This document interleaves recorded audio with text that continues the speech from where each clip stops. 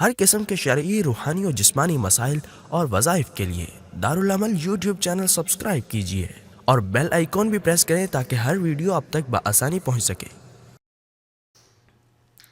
طہارت لے لیں۔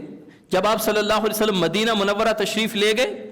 تو وہاں کے جو یہودی تھے ان کی عورتیں تو بیٹھ کر پیشاب کرتی تھی لیکن مرد کھڑے ہو کر پیشاب کرتے تھے۔ آپ صلی اللہ علیہ وسلم نے مسلمانوں کو، صحابہ کو ان کی مشابہ سے منع کرنے کے لیے فرمایا کہ تم بیٹھ کر پیشاب کیا کرو۔ تو پھر کیا ہوا؟